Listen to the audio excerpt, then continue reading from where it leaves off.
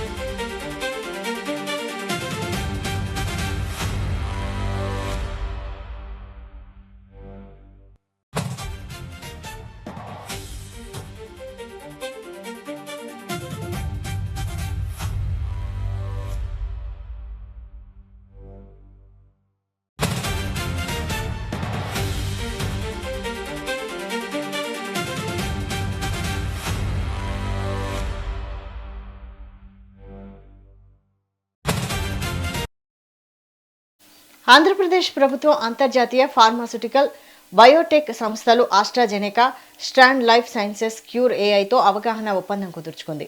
ముఖ్యమంత్రి చంద్రబాబు సమక్షంలో అమరావతిలో ఇంటిగ్రేటెడ్ జెనోమిక్ సొల్యూషన్స్ సెంటర్ ఏర్పాటు కోసం ఒప్పందాలు జరిగాయి. దేశంలోనే తొలి ఇంటిగ్రేటెడ్ ప్రెసిషన్ ఆంకాలజీ విధానానికి ఇది దోహదపడనుంది.